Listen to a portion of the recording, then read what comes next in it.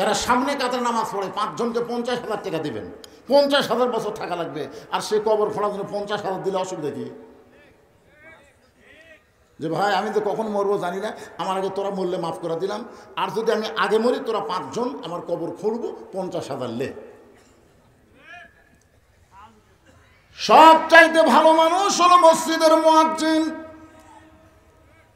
আপনার গ্রামের মধ্যে সবচাইতে ভালো কোনো আলেম না, সবচাইতে ভালো কোনো বক্তা না, সবচাইতে ভালো মানুষ হলো মসজিদের মুয়াজ্জিন।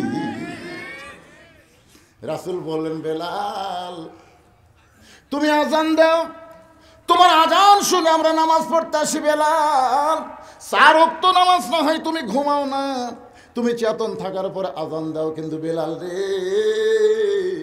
ফজরের সময় আসসালাতু খায়রুম মিনান নাওম বলে তুমি ঘুম থেকে নামাজ উত্তম বলো, কিন্তু আমি নবী জানতে চাই বেলাল তোমার ঘুম থেকে ডাকে কে? বেলাল মাটির দিকে তাকায়। রাসূল বলে, বেলাল কি করতেছো? বেলাল বলে, ইয়া রাসূলুল্লাহ, নবী গো, আমার মনে হয় আমার জন্য একটা মুয়াজ্জিন আছে। আপনাদের মুয়াজ্জিন যেমন আমি বেলাল, আমার মুয়াজ্জিন হইল আমার আল্লাহ। রাসূল বলে, বেলাল রে আয় আয়, তুই আমার কাছে আয়। বেলাল আয় আয়, তুই কাছে আয়। বেলাল বলে, রাসূলুল্লাহ আপনার কাছে যাইতে আমার কি ভয় হয় না? রাসূল বলে, বেলাল রে, জান্নাতের মধ্যে যখন ঢুকলাম, আমি যখন লাইলাতুল মিরাজে জান্নাতে ঢুকলাম, আমি ডানে লক্ষ্য করি কে যেন খরম পায়ে হেঁটে হেঁটে যায়, আবার বামে লক্ষ্য করে দেখি কে যেন খরম পায়ে হেঁটে হেঁটে যায়। আমি বললাম, জিবরাইল, আমি নবী জান্নাতে ঢোকার আগে কে জান্নাতে ঢুকলো? আমার ডানে হাঁটে বামে হাঁটে কে রে জিবরাইল? কে? আমি তার চেহারা দেখতে পাই না, কে? বেলাল বলে, জিবরাইল বলে, রাসূলুল্লাহ আপনার ডানে যিনি হাঁটতেছে বামে যিনি হাঁটতেছে খরম পায়ে, উনি হলেন আপনার মুয়াজ্জিন হযরত বেলাল। রাসূল বলে, বেলাল রে, হাসরের ময়দানে আমার মাথার উপরে তোর মাথা থাকবে, আমি নবীর মাথার উপরে তোর মাথা চলে যাবে। বেলাল বলে, রাসূলুল্লাহ কেন? বলে, তুই হলি মুয়াজ্জিন, আমি হলাম ইমাম। শুধু তোর মাথা উপরে থাকবে না, আল্লাহ কুদরতি হাত দিয়ে তোর মাথায় এমন একটা টুপি পরায় দিবে, যেই টুপির আলো পূর্ণিমার চাঁদের চাইতেও বেশি হবে। সেই মুয়াজ্জিনকে বলবেন, ভাই 10,000 টাকা নেন তো, 10,000 টাকা নেন, আপনার আগে যদি আমি মরি আপনি আমাকে গোসল করে দেবেন। মসজিদের ইমাম আশেপাশের ভালো, আপনার তো 14 গোষ্ঠীর মধ্যে মৌলবি নাই, বোঝাই যাচ্ছে তো। আপনি সব ইঞ্জিনিয়ার বানাচ্ছেন, ব্যারিস্টার বানাচ্ছেন।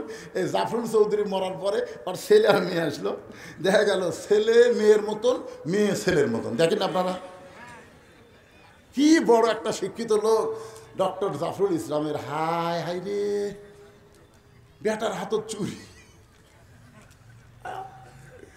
মাথায় গেল এত লেখাপড়া করে এটা কি মাল বানালো রে।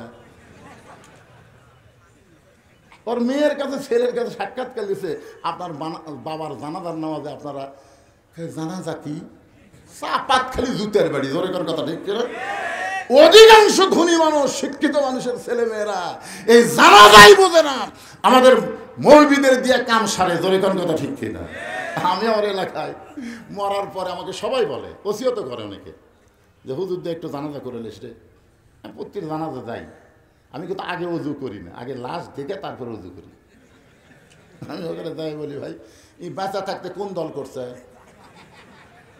তখন সবাই বলতে যে হুজুর আপনি জনগণের কাছে শোনেন। তখন শুনি যে বাঁচা থাকতে ওই বামপন্থী, ইসলামের বিরুদ্ধে, কোরআনের বিরুদ্ধে, ওর জানাজা আমার করার লাগবে। যদি অজু করা থাকে তখন আমি আবার পেশাব করে যাই, শরীর না পাক করে তারপরে দাঁড়াই। ওরা কিন্তু আবার ক্যামেরা করে, বুঝছেন, ক্যামেরা ধরে, আমি খালি মুখ লড়াই, মুখ লড়াই দোয়া নেই, যদিও কই গড় দোয়া করি। লাশ আমার সামনে থেকে ওইখানে উঠতে পারলে,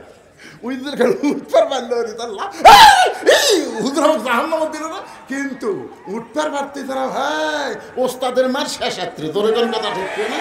আলেমদের বিরুদ্ধে লাগিস না রে, আলেম যখন ডাইরেক্ট পারবে না অ্যাঙ্গেলে জাহান্নামত পাঠিয়ে দিবি। জোরে কথা ঠিক কি মরার আগে ওসিয়ত করবেন। খাদিজা ওসিয়ত করেছে আমার মেয়ে ফাতেমা যেন আমাকে গোসল করায় দেয়, ফাতেমা যেন কাফনের কাপড় পরায় দেয়। ফাতেমা বললেন, বাবা ওসিয়ত পালন করা যদি ওয়াজিব হয় তাহলে আমার মাকে আমি গোসল করায় দিচ্ছি।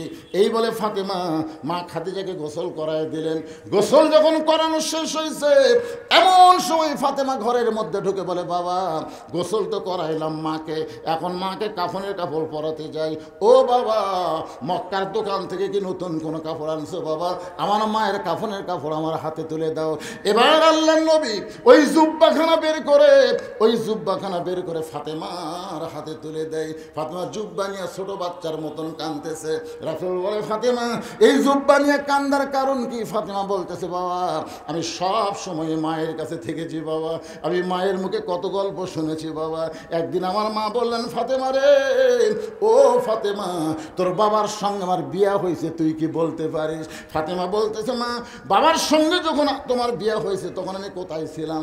খালি চমকে গিয়ে বলতেছে, মা তোর তো তখন জন্মই হয়নি। ফাতেমা বুঝতে পারলো মায়ের বিয়ার মধ্যে গুরুত্বপূর্ণ খবর আছে। ফাতেমা চেপে ধরে বললেন, মা আমার বাবার সঙ্গে তোমার বিয়া কেমনে হলো? খাদিজা বলে, ফাতেমা রে, মক্কার সবচাইতে গরিব এবং রাখাল তোমার বাবা যখন আমার বাড়িতে চাকরি করতেছিল ওই রাখালকে আমি বিয়ে করেছি। ফাতেমা বলে, মা রাখালের কি দেখে তুমি বিয়ে করলে? খাদিজা বলে, ফাতেমা রে, আমি দুপুরবেলা দেখে আমার হাজার হাজার রাখাল ঘরের মধ্যে আরাম করতেছে, লক্ষ লক্ষ উর্দম্বা চরণবাদ দিয়া রাখালগুলো যখন ঘরের মধ্যে আরাম করে, রাখালের সর্দারকে বললাম, ও রাখালের সর্দার, আমার হাজার হাজার উর্দম্বা বাদ দিয়ে ঘরের মধ্যে আরাম করো, তোমাদেরকে কোনো ভয় শরম নাই? রাখালের সর্দার বলে, মালকিন আপনি জানেন না আমরা ভাগ্য গুণে এমন একটা রাখাল পাইছি যে রাখাল চাকরিতে জয়েন করার পরে আপনার উট দুম্বাগুলো সব ভদ্র হয়ে গেছে। খাদিজা বলে, রে রাখালের সর্দার, জন্তু জানোয়ার কোনোদিন একটা মানুষ রাখালের কারণে ভদ্র হয় না। রাখালের সর্দার বলে, বিশ্বাস যদি না করেন তদন্ত করেন।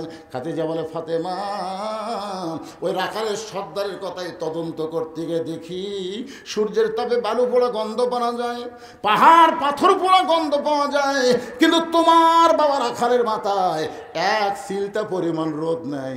আমি নিকটে গিয়ে দেখি এক খণ্ড মেঘ তোমার বাবা রাখালের মাথায় আল্লাহ ছায়া করে দিয়েছে। তোমার বাবা যেখানে বসে ম্যাঘটা নিচের দিকে আসে, তোমার বাবা যখন হেঁটে হেঁটে সামনে যায় ম্যাঘটাও মাথার উপর দিয়ে হেঁটে হেঁটে যায়। আমি আর একটু নিকটে গিয়া তোমার বাবার চেহারার দিকে যেই মাত্র তাকাইছি, 4 সূর্য গ্রহ তারা তারি নূরের ইশারা, নইলে যে অন্ধকারে ডুবিত এই ধরনী। সবাই বলেন, নবী মোর পরশমণি, নবী মোর সোনার খনি, নবী নাম ভাবে যেজন সেই তো দোজা হানের ধ্বনি। মানুষ কোনোদিন এত সুন্দর হয়? এক চিৎকারে আমি বাড়িতে এসে দরজা বন্ধ করে দেই। আমার দাসী বলে, মালকিন রাখালকে দেখতে গিয়ে রিপোর্ট কি? আমি কইলাম, চাকরি ক্যান্সেল করে আমি খাদিজা তাকে আমার স্বামী হিসাবে কবুল করে নিলাম। ফাতেমা বলে, বাবা যেই মা মক্কার সবচাইতে ধনবতী রমণী তোমার মতন একজন রাখালকে স্বামী হিসাবে কবুল করেছে, আজকে সেই মা মারা গেল। মক্কার দোকানে গিয়ে নতুন কোনো কাপড় নাই, নতুন কাপড় না দিয়া এই পুরাতন জুব্বা কেন দিচ্ছ বাবা? রাসূল বলে, ফাতেমা এই জুব্বা আমি তোমার মাকে দেইনি মা, এই জুব্বা তোমার মা আমার কাছে চাইছে। এই জুব্বা সাধারণ কোনো জুব্বা নয়, এই জুব্বার সঙ্গে আল্লাহর কোরআনের সম্পর্ক রয়েছে। আপনাদের কাছে আমি জানতে চাই, সুবহানাল্লাহ বলে হবে না, কোরআনের সম্পর্ক যার সাথে থাকে তার দাম বাড়ে না কমে? তাহলে আগামীতে আবার যখন নির্বাচন আসবে সব কিছুর থেকে সম্পর্ক ত্যাগ করে আল্লাহর কোরআনের সঙ্গে সম্পর্ক কারা কারা করতে চান 2 হাত তুলে আমার আল্লাহকে দেখান। লিল্লাহি তাকবীর।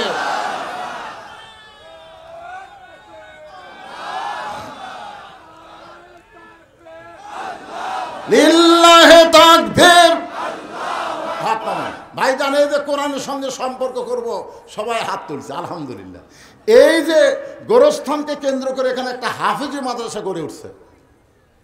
ওটা নাই।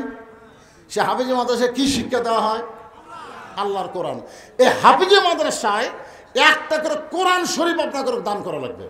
যাদের বাপ মা এই আরিফপুর গোরস্থানে আছে, দাদা দাদি গোরস্থানে আছে, আপনজন যারা এই কবরস্থান আছে, তাদের রুহের মাগফিরাত কামনায় এই মাদ্রাসায় একটা কোরআন শরীফ দান করা লাগবে। একটা কোরআন শরীফ মাত্র 500 টাকা।